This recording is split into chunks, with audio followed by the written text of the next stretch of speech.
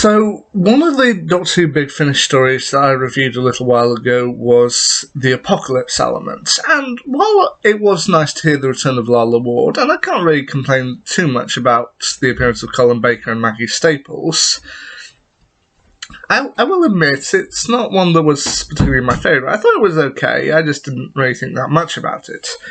However, that's technically part 2 of the Dalek Empire storyline, and part 1, the Genocide Machine, I'll admit I liked a lot more, but again, that might just be weird. So, the Genocide Machine was the 7th Big Finish Doctor Who release, or at least the 7th in the main range, and it was released in 4 parts across CD, cassette and download in April of 2000, and was written by Mark Tucker.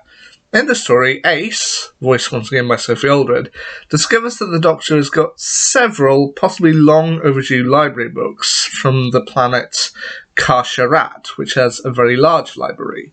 The 7th Doctor, voiced by Sylvester McCoy, thinks that possibly he should return them. So they head off to Kar-Sharat to return the library books. When there, they meet up with the chief librarian Elgin, voiced once again by the late Bruce Montague, who also appeared in Sword of Orion. Nice thing. And he offers to show them round the library. However, that's not the only thing they have to deal with.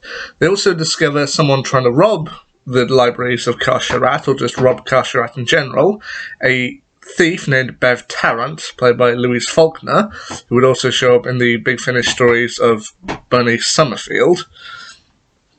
There's also Elgin's kind of second-in-command, a cataloguer named Prink, voiced by Nicholas Briggs, and Tarrant's partner, in more ways than one, Rappel, voiced by Daniel Gabriel.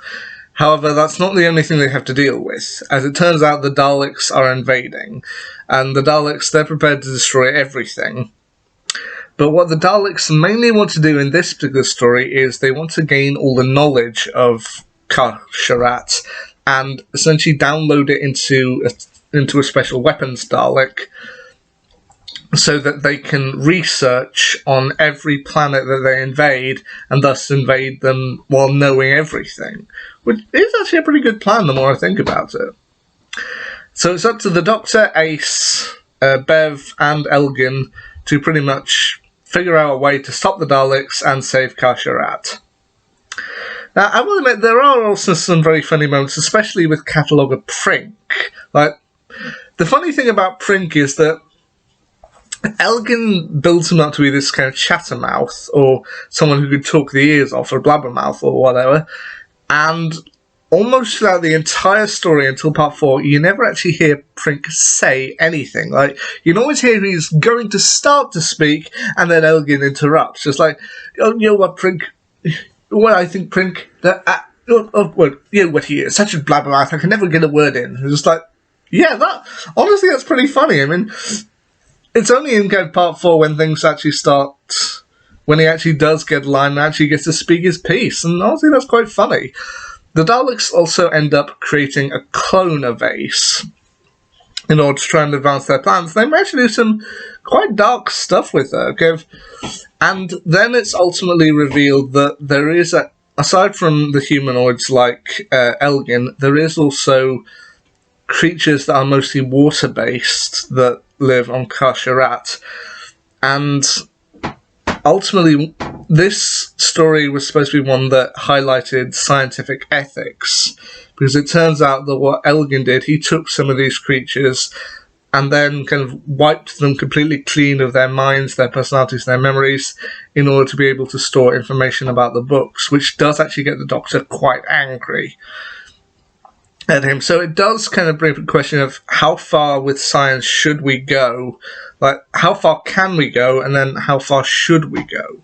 Which is an interesting conundrum to think about. Like, with technology constantly advancing, it's a constant question of how far do you go? I mean, especially with creatures like Cybermen, there is always the question of, yes, cybernetic implants can be marvelous things. They can help people who have been paralyzed to walk again. They can help people regain their lives.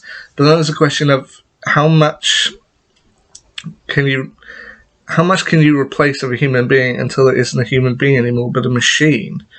It's so yeah. This story, as I said, does bring up a question of how far are we willing to go, and how far should we go? And honestly, I don't know. I felt like the apocalypse element was a lot more serious, and maybe that was the kind of point of it as the next step in the story. But for the first part of the Dalek Empire story, I think the Genocide Machine is a pretty good story. Listen to it yourself and give me your thoughts.